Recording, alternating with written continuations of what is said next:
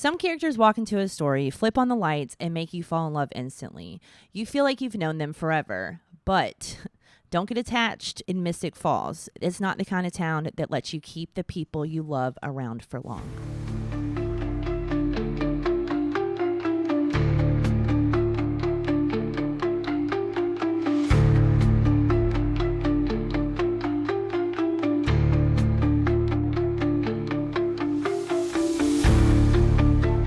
Welcome back to Bloodlines and Backdrops, your Vampire Diaries rewatch with receipts. I am your host, Amber Janae, and tonight my co-host is one of my very dear friends. She's a fellow tour guide, she's a full-time stand-up comic and comedy producer, a mom of 3 pretty rad kids, and she's never met an Excel spreadsheet that she couldn't decipher. Everybody please welcome Holly Ballantyne. Thank you for having me.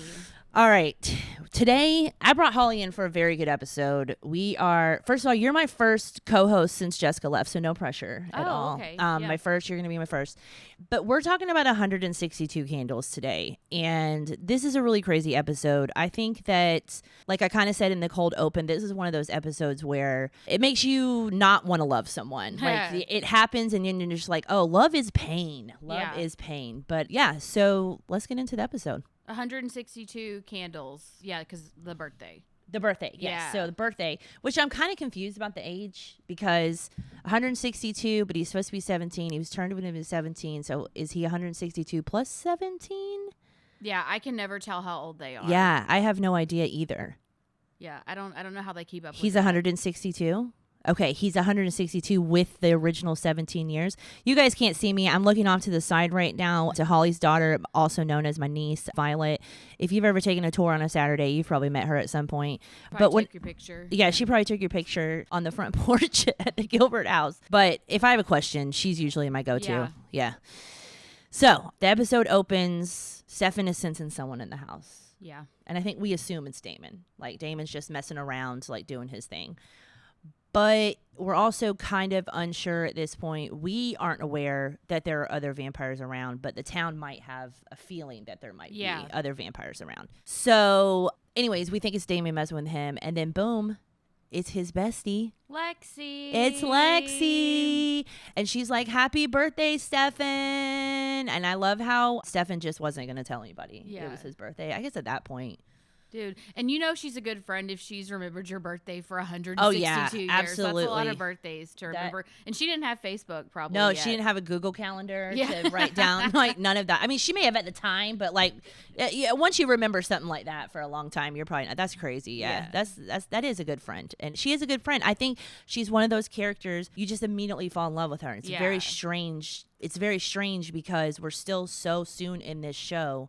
We have met so many characters at this point, but Lexi's one that just hits you right off the bat. Yeah, she's got a lot of good one-liners. She does have a lot of really good one-liners. She also has, I'm assuming this is a wig, but they made her hair very long and gorgeous in this episode. So I'm assuming it's a wig, but she had one of the better wigs. She did. Yeah. We'll talk about that later on. Yeah, we're going to see some rough wigs in this show, but yeah. It's a rainy day here in Mystic Falls for real, so it kind of feels very Mystic Falls outside today, and that reminds me I'm looking right at the clock tower and those exact steps that the kids walked up when they walked inside to be interviewed by Sheriff Forbes about Vicky. Oh, yeah. So they go in, we're trying to figure out what's going on with Vicky. They kind of all do have the same story, and it lines up with what Jeremy was kind of compelled to say. Yeah. Except for Matt, but Matt kind of just falls in line. I think that his sister ran off, and he's just like, yeah, she ran off. I don't know. So his story ends up matching everyone else's. Yeah. Everyone leaves Matt. Poor Matt. What does Jeremy say? Oh, I wrote this down because I thought that was so funny. I'll miss her, but I think it's for the best. We all do. Yeah, Jeremy. 2 episodes ago or an episode ago, Jeremy was like, every happy moment in my life, Vicky's been in it for the last 4 months. He's like, oh, I'll miss her, but I think it's for the best. Damon did a number on him.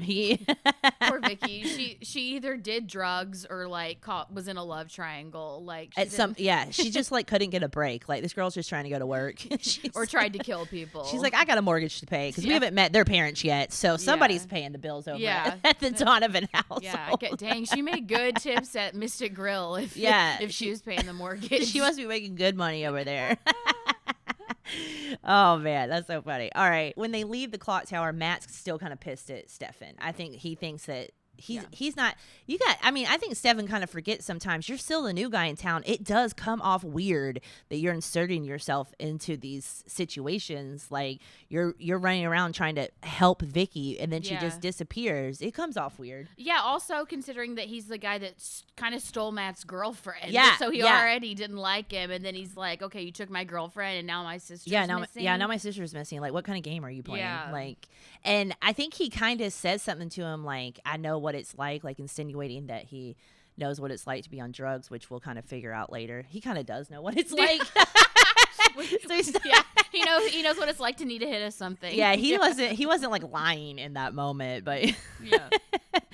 All right, let's get back to Lexi. Lexi's gonna wake up. She's gonna wake up. Damon's in the bed with her. Okay, and I know most everyone likes that. They want that. They're like, oh yeah, we want to wake up next to Damon. Lexi does not. No. I'm assuming she knows Damon, and she probably very much knows Stefan's side of the story of Damon. So I'm assuming at this point he's not her favorite person. She threatens to hurt him, and we figure out she's older than him. Yeah. So she's like 350 years old, wow. I think. She looks good. I know, she looks real good. Yeah. Like, honestly, she looks very good. And then I don't know if I've ever asked this before since we're talking about her wig. Does your hair still grow when you become a vampire? I assume, I guess. Oh, yeah. Because Damon has some Oh, yeah, he's got a little mullety. Like, he's going to get a little mullety. Yeah, you're changes. Right. You're right. So it does. Yeah, I guess that makes sense. Well, Jeremy's not a vampire, so that was going to be a bad example. Yeah. Jeremy's a lot of things in this show, but he's not a vampire. I do love that when Lexi's in bed with Damon and she's talking to him, he's like, Damon thinks everyone wants him, and she's like, oh yeah, after 100 years, I decided I can't live without you.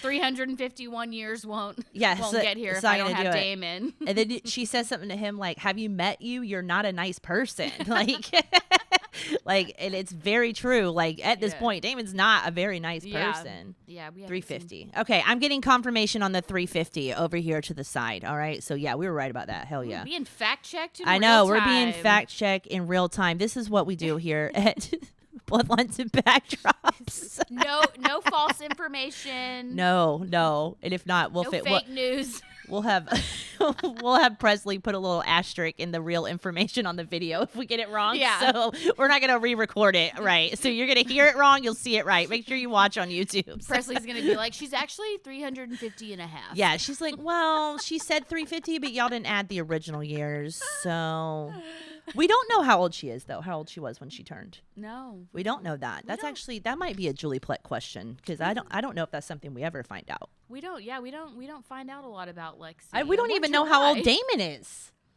Apparently he's supposed to be like 24, I think. I thought he was 22. Yeah, so 22 or 24 or something like that. So, Violet, get on it. He was probably too old to be sleeping with high schoolers. I think we can all agree on that. We can all agree on that. And going to dances and things like that. It was like... Yeah. Can you imagine being old enough to be out of college and going to prom? Or being mad that you weren't asked to go to like, prom. Or like being turned when there was no prom and now there's prom. And you're like, oh, dang, this looks like a cool thing that people get to do. What do we get? Is that a 25 or 27? Still don't know.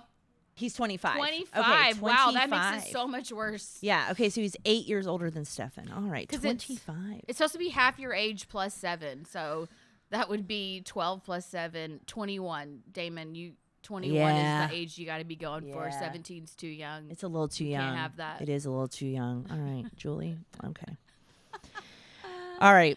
Let's get back to, okay, so we're at Graham's now, and Graham's is telling Bonnie that she needs to continue wearing that necklace, not to give it back to Caroline, that it belongs to her. I don't know about you, but I'm kind of over this necklace. No, that necklace, first of all, it's not that cute, and I do love, I think it was the episode before where Caroline told Bonnie, she was like, I'm just trying to be a good friend, and I didn't want to say this, but that necklace makes you look fat. And honestly... You're right. She's kind of right. I think it makes everybody look fat. Let's just say that, because it is an ugly. It's ugly.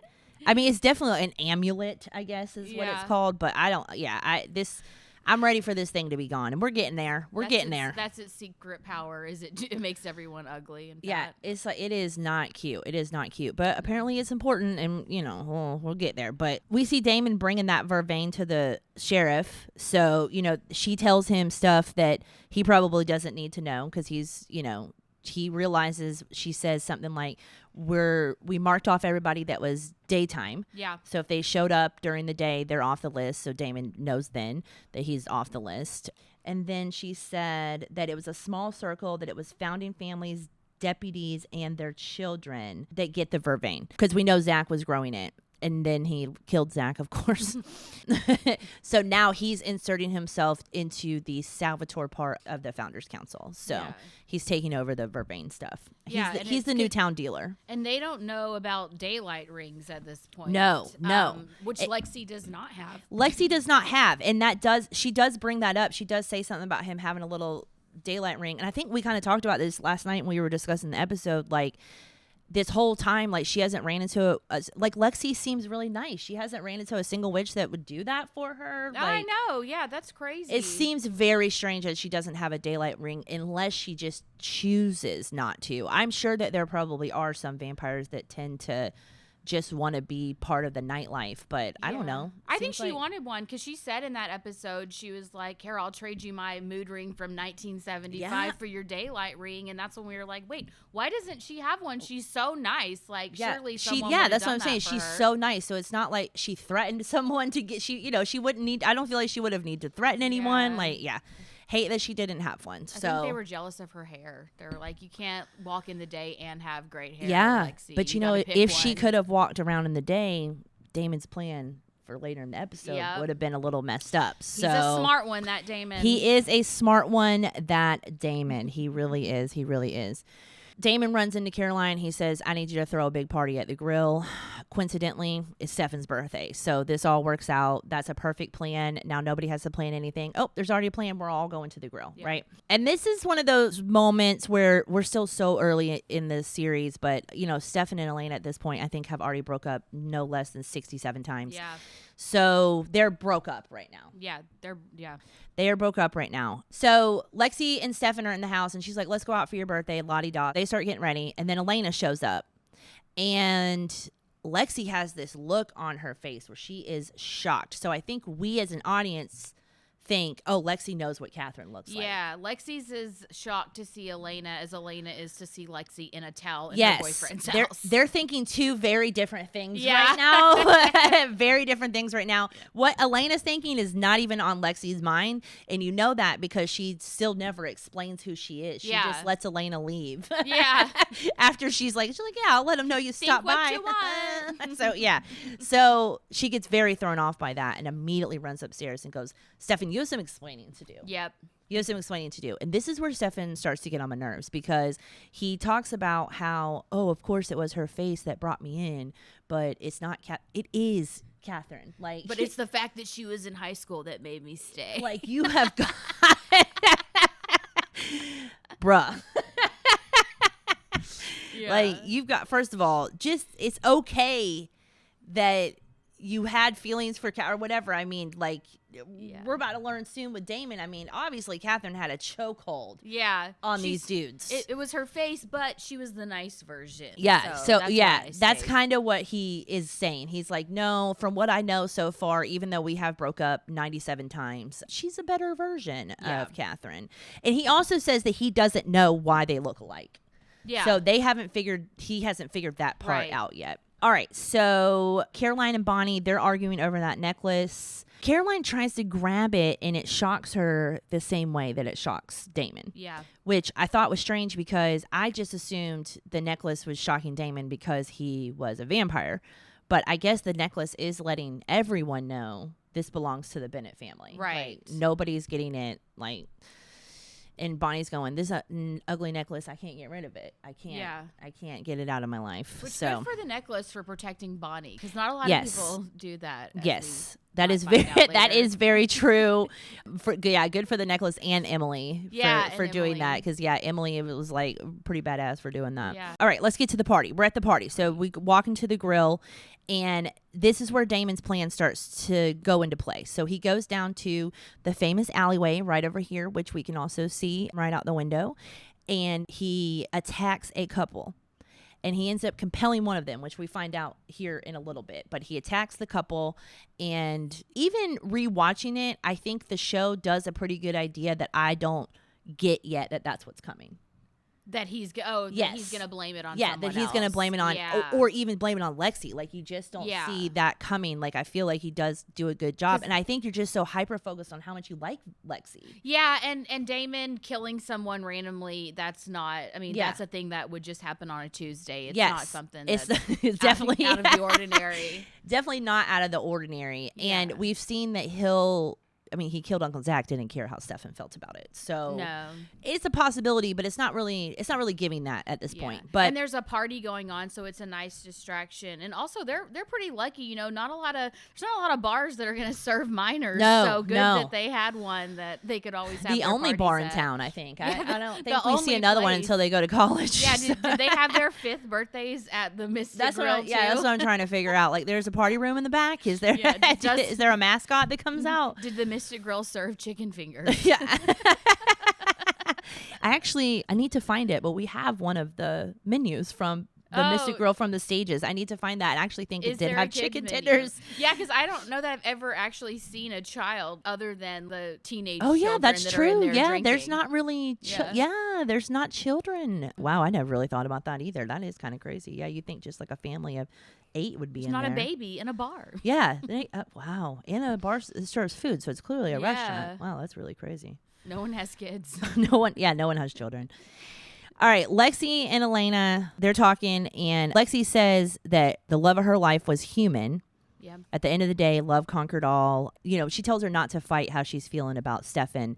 She says, when it's real, you can't walk away. And then we got Caroline drunk, and her and Matt have a little moment that I don't want to pass by because I actually think this whole Matt and Caroline starting out is kind of cute. I did too. I liked Matt and Caroline. I think they complemented each other well. And I just like seeing, you can see Caroline's kind of having a rough time. So I do like seeing like the good guy, because even at this point, Elena has not said anything bad about Matt. It's not like she's been like, oh, he was a terrible boyfriend or he was blah, blah, blah. It was just, we tried it. It didn't work. And then my parents died. Yeah. So yeah. She hasn't said anything about it. I think she just wanted to distance herself from anything that reminded her of that time in her life. Yes. She associated her parents being alive with her relationship with Matt. So once her parents died, so did her relationship. Yes. And she actually says that she talks a little bit more about things that died with her parents later on in the series, but I think that's a good observation for that. Thank you.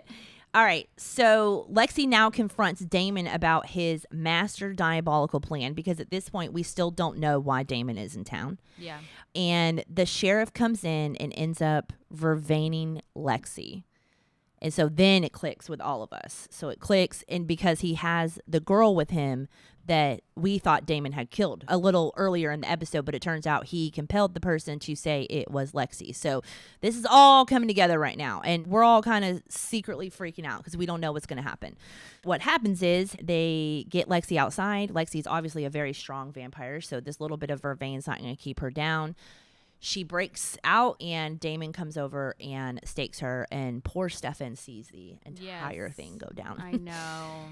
And even in that moment, he was worried about Elena. I don't know if you catch that, but he kind of grabs her and puts his hand over her, like he's worried about her reaction, how that's about to make her feel, because I think he's thinking double in that moment. He's like, this is horrible, but also now she's getting a glimpse into what it's like to be with me. Yeah, like this is my world. This happens all the time. Yes. And so she's seeing another person die because she's already seen Vicky die. Yes, so she's seeing it. Yes, and back to back too. This is they just got interviewed that morning about Vicky's death. So this is like very back to back that these things are happening. So so that's going to be a little bit traumatizing. And again, it seemed like they were getting back together, but now this happens, and of course Stefan's going to be like, oh, well, also, they're going to break up. His brother killing his best friend.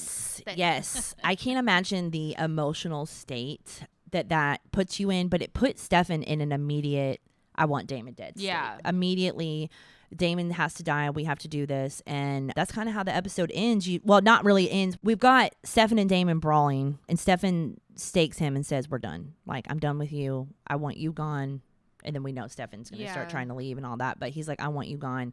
So all that happens. Stefan's just like, he's in a very bad emotional place. Like, and I don't blame him. Like, seeing his best friend die. His best friend that, again, as we said earlier, remembered his 162nd birthday. I know. Even when she was dying, she looks at Damon and she's like, why? Why? And he's like, it's all part of the plan. Like, she's literally collateral damage. Yes. Like, he didn't, I don't think he had bad feelings. No, but it's like, someone has to die and it's not going to be me or my brother. Yes. And that part sucks because you do, like, that humanizes Damon just a tiny bit right there, because he does know that he has to get rid of the vampire problem. But like you said, he's not going to kill Stefan. Yeah. And Stefan's not thinking that right now Yeah. either. Stefan's just like, dude, you killed my best friend. And I mean, it does suck for a vampire that's 350 years old to go out that way. Just like, you know, just on a random, like you said, random Tuesday in the square next to the Mystic Grill. Like, right in front of Sheriff Forbes' office. That's very true. Right under your nose. And it sucks because we love Lexi. She was such a good character, such a good friend to Stefan. But like, at the same time, Damon's kind of smart. I mean, no, it's super smart. It's super smart. But we're going to talk about this the next episode. It is smart, but God, if he just had a little bit of patience, I know, a little bit of patience, just a tiny little bit of patience. Like, he could have at least given Stefan his birthday with her. I know. So yeah, a little bit of patience would have been good. So now the episode truly ends. Bonnie has a nightmare. She's running in the woods, and then she wakes up in the woods. Dun, dun, dun. Dun, dun, dun. We don't know what this means yet, but we're going to start figuring it out. But yeah, so I'm assuming it has something to do with that crazy, ugly crystal. But, well, you know, we'll start to figure. I don't say I assume. I've seen, obviously, the entire series. But we just like to say that. I'm surprised you're not wearing it. I think it would be fun. I think I actually. Time you say it's ugly, you show it. I think. Yeah, I think that if maybe I should wear it for the next episode. You're right. I might put it on. I got one somewhere. Oh, man. All right. That's it for the recap then. The behind the scenes stories that we share on this podcast are ones that we either experience firsthand or have been given permission to tell. Please don't repost or claim these stories as your own. This fandom thrives on respect, and we want to keep it that way.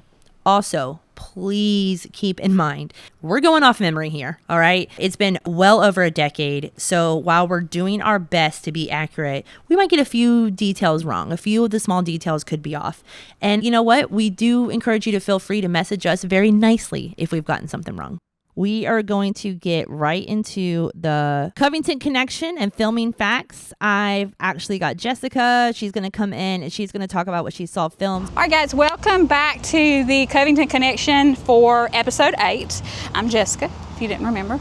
I know that I'm not able to be in this complete episode, so I'm going to do the Covington connection portion because we did have so much film in that episode. And for the majority of it is actually going to be the scenes with our wonderful Ariel, who works, and she played as Lexi in the show. So a little fun fact for you before we get started. When they start to kind of load in for everything, we're standing out here at the location where it was because I just thought it would be kind of fun to actually show you those portions and to kind of re-talk through it. But when they bring in tons of stuff. It's loads of stuff. And the night that we were watching this, as we know, where we are in the show right now, there have not been any female vampires yet, right? So I can remember my daughter and I and Ella, one of our other friends who has been helping us with our pictures, we were actually sitting on a bench in front of my store over there, and we were watching filming out here. And the very first thing, when we saw Ariel come out and she was getting ready to film the scenes here with the police car, you remember the Mystic Falls cop cars there, and she throws them off of her after they bring her out after shooting her with the vervain, right? So the very first time we saw her, I remember I looked at my daughter and said, "Oh my God, there's a girl vampire." So that was a pretty epic thing for us. It was very exciting to see because we had not seen that yet, and we didn't know if they were going to go that route. You know, you're still learning a lot at the beginning. But it was sad for us when she didn't make it past, you know, that episode, in a sense, so to speak. But anyway, to kind of go over how they filmed it, the really neat thing is they had the Mystic Falls cop car here, and we know that they drug her out of the cops drug her out of the door here, right? And they bring her over, and then she's kind of like holding holding on to it. They've shot her with vervain. They think she's good, right? But we know that she's been drinking it, so it's not going to affect her the same way, right? So, and she's an older vampire, so you have that going into it as well. So as she comes out, you remember she's kind of down like this, and the cops have got her by each arm.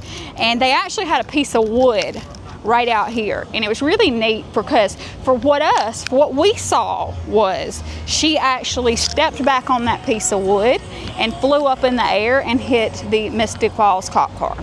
So for you guys, we know that actually played into her actually throwing the cops off of her, which gave her that vampire movement.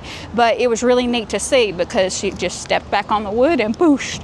And I remember them hollering and saying, all right, last take, you sure you got it? And she was like, I got it. And then when she landed, and they said, are you okay? And she was like, I'm good. I'm good. So, that was kind of fun for us out here, but it just goes into a long night of shooting. I think they shot it at least 13 times to get the whole little wrap around there, but they only had her do that one movement once because that's what they needed to get. Once the glass had broken, it had broken, so that kind of did the end of it. So that's just some neat stuff for you guys we wanted to tell you about and let you kind of see where it is here. And we have the outfit from that episode as well, so we'll be seeing you next time. So thanks for calling.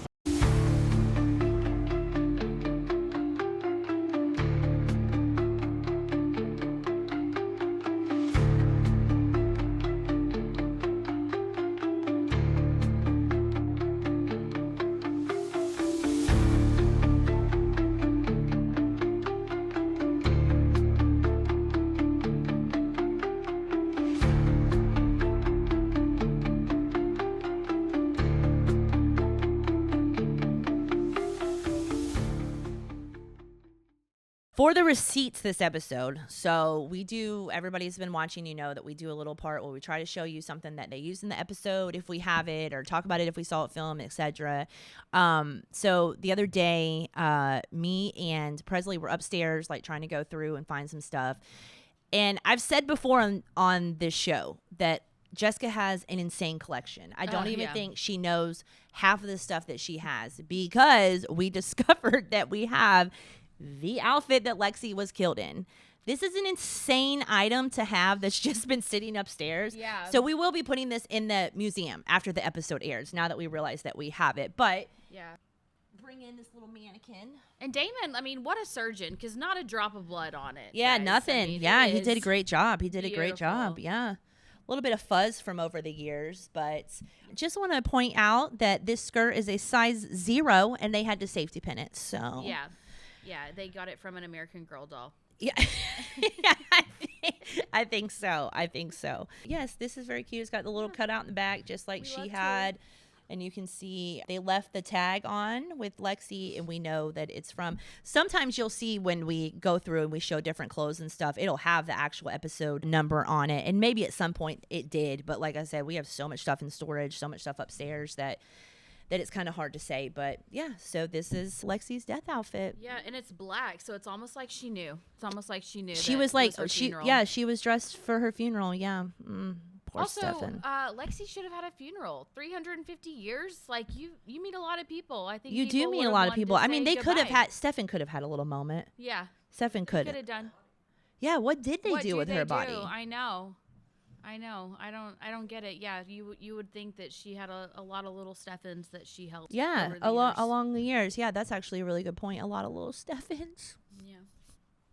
All right. Well, we're gonna have to film our own episode where we're gonna give Lexi a funeral, and we're gonna invite people who we we just need to find friends. A 7-year-old that could fit into this. Outfit. Yes. Yeah. Do you think your son would be up for it? We can put a wig on him. Yeah. I think he might actually have more of a waist. Yeah, he might have a little bit more of a waist. You're right. You're right. Tell you. Especially from Amici's, which is right off the square. That's his favorite place to go.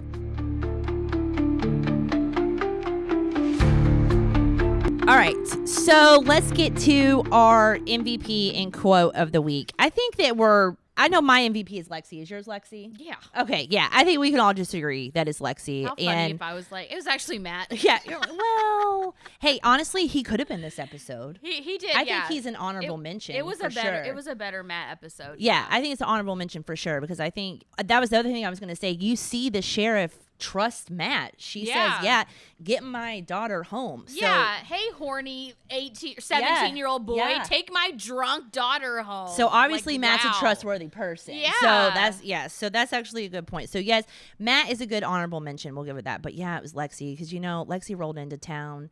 She's trying to get Stefan out of his shell. Like, we just loved her instantly and we're never going to get over it. We never get up. The fandom never gets over it. Yeah, and every birthday, Stefan has to remember that's the day Lexi died. That's when she died. On his birthday. That's dark. I really do, why couldn't Damon wait till the next day? Yeah, I don't know, Damon. Till the sun came up or something. After midnight, maybe? Yeah. Just anything. Point Stefan for this one. All right. What about your quote for this episode? Do I have to pick one? No, you can pick. No, if you want to do a couple, there's no timeline to this. She's got some good lines. She's got some good ones. Let's hear it. All right. Well, I apologize in advance, Mom, because Lexi did cuss in this quote. She was talking about Catherine and how they'd never met before when she's talking to Stefan, and she says, "'Cause if I did, I'd kick her ass, little bitch." Yeah, Lexi is very much giving Gen Z this episode. She's I feel like Catherine would never be an issue if Lexi would have just met her 200 years before, or right after she met Stefan, and she could have just met Catherine, and that would have been the end of it for Catherine. I think Lexi could have taken Catherine. Oh yeah, me too. I agree. So that was one, and then I already talked about one of them earlier, but I thought it was so funny when Caroline said to Bonnie, "I didn't want to be the one to tell you this, but as your friend, that necklace makes you look fat." Yeah, that's a good yes, that's a very good quote. That is it. Yeah. And you guys can be the judge next episode. I think I'm gonna put you're gonna wear the necklace on, so we'll see. Yeah, we'll see. What if it stings you? What if What if Emily is? Do we know about Emily yet? No. I mean, no, but yes. No, but yes. Okay. I mean, we know because we want, but no. I know. That's why I was like, ugh, sorry. But yeah, I wonder if it's going to shock you. Yeah, it probably. I mean, honestly, it probably would because shock me because you're wearing it. One time I went to a wedding and the father of the bride said that he expected me to burst into flames when I walked into the church. So, that's always fun to hear. That probably the necklace probably will sting me. Yeah. Oh. What a nice thing to say to someone. You guys can see Violet's face right now. All right. So my quote is a little bit more serious than yours. She picked some good funny ones. I should have picked a funny one. But my quote is, it's Elena talking to Stefan because Stefan's trying to kill Damon. And she says, "I'm not trying to save him. I'm trying to save you. You have no idea what this will do to you." Oh. And I appreciate her in that moment because it is one of those things where, of course, that would be your instinct. I think that would be your instinct to want to kill the person who just killed your best friend or someone that you loved, but you have to stop and think that he also loves that person. So it does put him in a complicated place. Yeah. So I'm glad that she's like, "Hey, come back to earth for a second. You're gonna have to put the anger on hold because you go kill your brother. That's a whole other ballgame." Yeah, and I'm not gonna be able to help you. Yeah, I'm not gonna be able to help you. I've already seen 2 people die in the last 24 hours, so kind of. I have my own brother, and he does drugs, but he doesn't kill people. Yeah. So that's very true. He doesn't even do the good drugs anymore either. Yeah. All right, so my fan theories and throwback tweets. I love this part. So there's a little fan forum that I go on mostly, and then sometimes I'll find some old tweets and stuff, and I'll pick up little quotes or theories that people have that they posted 15 years ago when the episode aired. So someone said, "I can't wait to see the Matt and Caroline stuff." Agreed. Yeah. Agreed. Very excited about the Matt and Caroline stuff. Very excited to learn what a gentleman he is right now. And I think given what he's been through with his sister, he deserves this. I do too. I think he deserves a minute. Yeah. So not really to be not really to beat a dead horse, but a lot of the comments I found about this episode were obviously people being pissed that Lexi was killed. Yeah. So it was very much the consensus, in the beginning, someone says, "This show is abusive and I will still be watching every week." Yeah. And that is very true. I do feel like I was also going to say, I think it's hilarious that when we picked our favorite quotes, neither one of us picked Lexi saying, "I was feeling epic, whatever." Like, oh yeah, because I was like, important. oh yeah, that is. We didn't even mention it in the. I know, but that's where she says it. Yeah, she says, "I was feeling epic." And yeah. Kind of a thing that people took away from that episode and say it all the time. People have that like tattooed on them. People do have it tattooed on them, and then there's some drama around that quote right now in the fandom.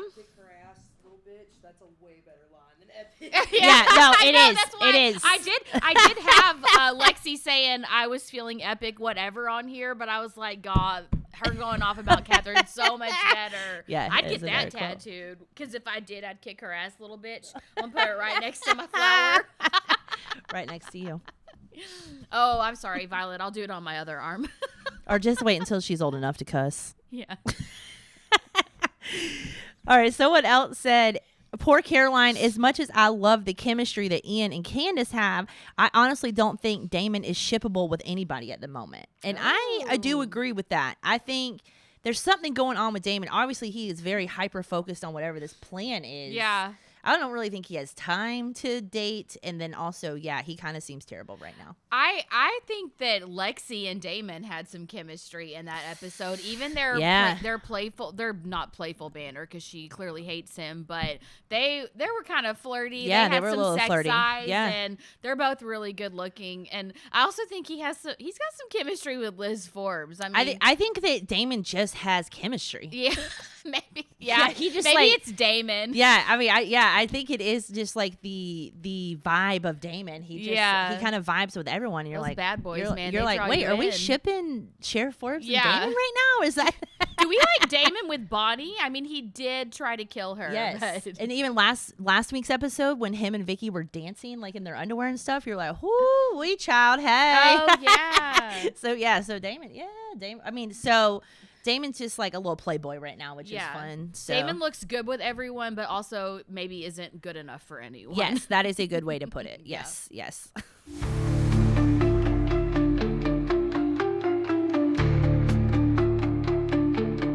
Our brothers bond moment. Normally this is where we're going to mix up something fun, but I just decided for this episode just a straight up shot of bourbon, and I did that so we could just pour one out for Lexi. And then also it's Stefan's birthday. It seems appropriate to just, straight up take a shot. So I do encourage everybody listening to pour one out. Make sure you tag us using hashtag Bloodlines and Backdrops. Also, make sure you tag at Brothers Bond Bourbon on Instagram and TikTok. I want to see you rewatching. I want to see you taking shots, making the drinks. I also, if you're old enough. Yes, if you're old enough. Gosh, please drink responsibly. Please, 21 and up. All right. This is not the Mystic Girl. I'm gonna need you to show your ID whenever you're posting.